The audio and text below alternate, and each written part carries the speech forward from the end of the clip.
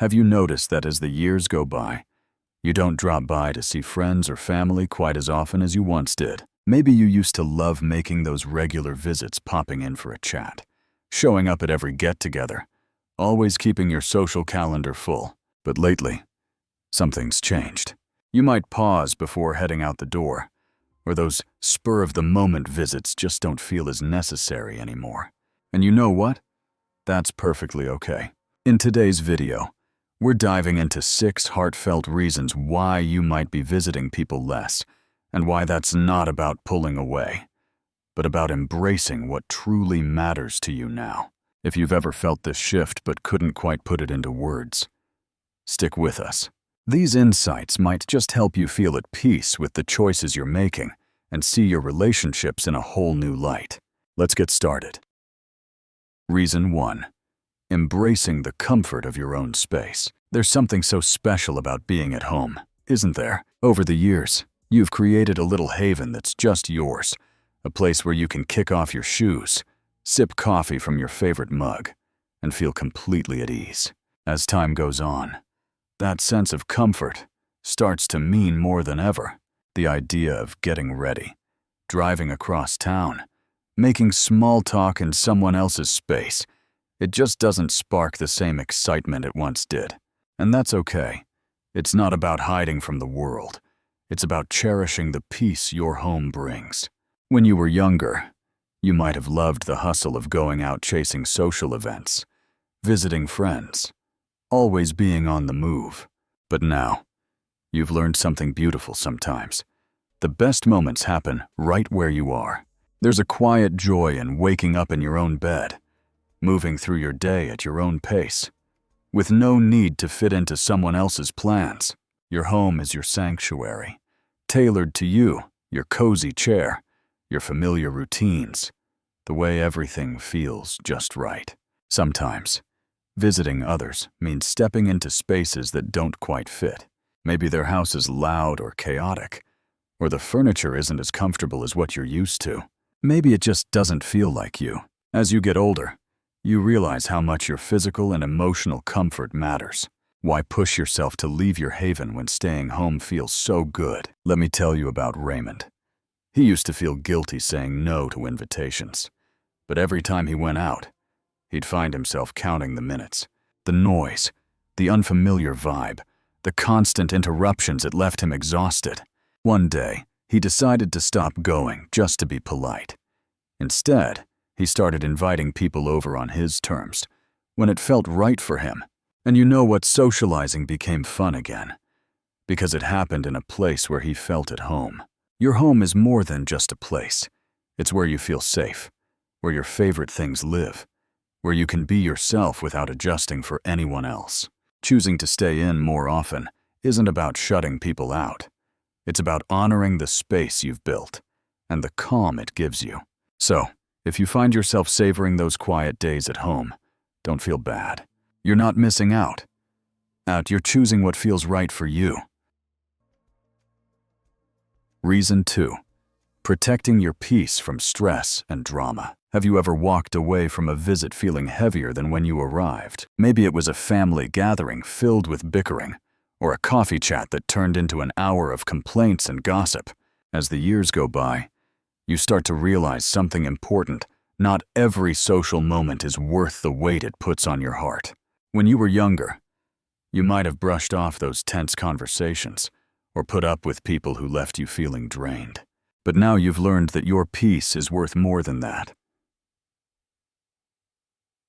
With age comes this quiet strength to say, I don't need to sit through negativity just to keep the peace. It's not that you care less about people, it's that you care more about yourself. You've seen how quickly a visit can turn into reliving old arguments, dodging subtle jabs, or wading through someone's endless complaints. And you start to ask, why am I putting myself through this? Those moments of stress, those heavy conversations, they take time and energy you'd rather spend on joy. Think about it. How many times have you gone somewhere out of duty, only to leave feeling worn out? Maybe you sat through a dinner where the air was thick with tension, or visited someone who couldn't stop criticizing. Those aren't just moments, they're hours of your life you can't get back. Let me share a story about Grace. She used to visit certain family members because it's what she'd always done. But every time, she'd come home feeling small, like her light had been dimmed. There was always a snide comment, a simmering conflict, or a sense that she wasn't truly valued. One day, she decided enough was enough. She stopped going to places that left her soul tired and started spending time with people who lifted her up, folks who saw her, appreciated her, and made her laugh. For the first time in years, she felt free. Here's the truth: you have every right to guard your happiness. Saying no to drama isn't rude, it's wise. The people who truly love you won't ask you to sacrifice your peace just to prove you care. If this resonates with you, drop a 2 in the comments to let me know you're with me. And if you're enjoying this, please hit that subscribe button and tap the bell so you don't miss our next video. Your support keeps us going, and I'm so grateful you're here. Let's keep exploring together. Reason 3. Choosing where your energy goes. You know how, as the years add up, you start to feel like your energy isn't quite what it used to be. Things that once felt so easy, like driving across town for a visit, chatting for hours, or showing up to every gathering, now seem to take a little more out of you. It's not that you don't care about seeing people anymore. It's just that you've gotten wiser about where you spend that precious energy. You start asking yourself, who really fills my heart? Who makes time with them feel like a gift? When we're younger, being social often means saying yes to everything, keeping up with everyone, showing up just to be polite, or staying connected with folks out of habit. But as time goes on, you realize something powerful: you don't need to be everywhere to feel connected. Instead, you crave those deeper, warmer relationships, the ones that leave you smiling, not drained. You'd rather pour your energy into people who bring peace and joy than spread yourself thin on visits that feel more like an obligation. Think about those times you've gone somewhere out of guilt, sat through small talk with people who don't really know you, and come home feeling like you've run a marathon. It's exhausting, isn't it? You start to see that your time is too valuable for that. Let me tell you about Martin. He used to feel bad saying no to invitations, worrying that people might think he didn't care. But one day, he noticed something: the friends who truly mattered didn't need him to show up all the time to know he cared. So, he started saving his energy for those special people, the ones who made him laugh, who listened, who got him. And suddenly, being social felt like a joy again, not a chore. This isn't about shutting people out. It's about choosing who you let in, really let in. True connections don't need you to be there every week or show up to every event. They're built on love, respect, and a quiet understanding that your time together, however often, is what counts. So, if you're feeling this way, know that it's okay to save your energy for the people who light up your life. That's not selfish, it's beautiful. Reason 4. Choosing quality over quantity in your connections. Have you ever noticed how, as the years go by, you start to care less about having a full social calendar and more about who's really there for you? When you were younger, it might have felt like the more friends you had, the more invitations you got, the better. A busy social life seemed like a sign you were connected, valued. But as time passes, you begin to see things differently. True happiness doesn't come from how many people are around you. It comes from how much those people mean to you.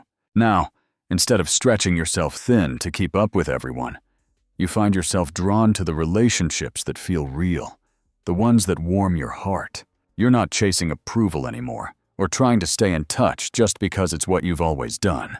The friendships that matter most don't need constant visits or endless check-ins to stay strong. They're built on something deeper: trust, respect, and a kind of understanding that holds steady even when you're apart. Think about all the people you've known over the years. There were probably folks you spent time with out of habit, maybe because they were nearby or because it felt expected. But if you're honest, how many of those connections truly lifted you up? As you get older, you start to let go of the need to please everyone You realize the friendships that last aren't about how often you see each other. They're about how much you care when you do. Let me tell you about Evelyn. She used to feel this pressure to stay in touch with everyone, making calls, planning visits, always trying to keep everyone happy, but it wore her out. Then she noticed something: the people who really mattered didn't care if she hadn't called in a while. They could go weeks, even months, without talking. And when they reconnected, it was like no time had passed. So, she started focusing on those natural, easy connections, and for the first time, her social life felt like a gift, not a to-do list. Choosing fewer, deeper relationships doesn't mean you're closing yourself off. It means you're putting your energy where it counts, into the people who make you feel seen. If this rings true for you, drop a 4 in the comments to let me know you're here. And if you're finding this helpful, please hit that subscribe button and tap the bell so you don't miss our next video. Your support means the world, and I'm so glad you're with me. Let's keep going. Reason 5. Rediscovering what truly matters to you. As the years roll on, have you noticed how your perspective starts to shift? Things that used to feel so urgent, like keeping up with every social event, being seen at every gathering, or always staying in the mix, don't seem to hold the same weight anymore. Instead, you find yourself turning inward, asking what really brings you peace, what fills your heart with purpose. It's like you've been given a new lens to see life through, one that helps you focus on what truly makes you happy. When you were younger, it was easy to get caught up in routines, saying yes to every invitation, filling your days with busyness just because it felt like the right thing to do. But now, you've earned the wisdom to choose differently. You realize your time is precious, and you want to spend it on things that light you up, whether that's savoring a quiet morning with a good book, picking up a hobby you never had time for, or just sitting still and soaking in the beauty of a life well lived. Visiting others, just because it's what you've always done, that doesn't feel as essential anymore. Think about it. How often have you gone somewhere out of habit, only to realize it didn't spark joy? Now, you're free to let go of those old expectations and focus on what feels right for you. Let me tell you about Samuel. He used to be the life of every party, always out and about, showing up for everyone. But as time went on, he found himself craving something different. He started taking long walks in the morning, letting the fresh air clear his mind. He dove into books he'd always meant to read and spent quiet evenings thinking about what made him truly happy. Instead of pushing himself to visit others just to keep up appearances, he embraced the calm of his own company. And you know what? He discovered that solitude isn't loneliness, it's a gift, a chance to own your time and choose peace. This shift isn't about pulling away from others, it's about honoring who you are now and what brings you contentment. You've lived enough years to know that life's sweetest moments don't come from following old routines. They come from living in a way that feels true to you. So, if you're finding joy in these quieter, more reflective days, lean into it. That's not just okay, it's a beautiful way to live. Reason 6. Knowing true friendships. Don't need constant visits. There's something so comforting about realizing that the best friendships don't fade just because you don't see each other all the time. When you were younger, it might have felt like you had to keep up calling often, dropping by regularly, always making sure the connection stayed alive. But as the years go by, you learn a beautiful truth. The friendships that matter most don't need all that effort to stay strong. They're rooted in something deeper, something that time and distance can't touch. Life has a way of pulling people in different directions. Families grow, priorities shift, daily routines change. But the friends who truly get you, they don't need you to be there every week to know you care. Those are the ones you can go months, even years, without seeing. And when you reconnect, it's like no time has passed. The laughter, the understanding, the warmth, it's all still there, as strong as ever. Think about your own life. You probably have a friend or two like that. Someone you don't see often. But when you talk, it feels like coming home. Those bonds don't rely on constant visits. They're built on trust, respect, and a connection that just is. Now, think about the flip side.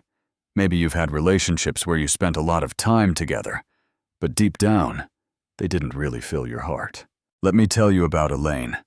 She used to carry this heavy guilt about not visiting people as much as she thought she should. She worried that if she didn't keep showing up, those friendships would slip away. But then she noticed something: the friends who truly valued her never made her feel bad for being less present. They got that life changes, and they loved her just the same. So, she let go of the pressure to visit just because it was expected.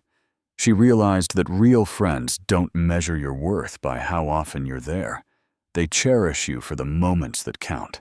That's why you might find yourself easing up on visits, and it's okay. True friendships don't demand constant contact. They thrive on acceptance, support, and a bond that holds steady no matter how often you meet. And if someone makes you feel guilty for not showing up enough, maybe it's worth asking if that connection is as true as it could be. If this resonates with you, drop a 6 in the comments to let me know you're here.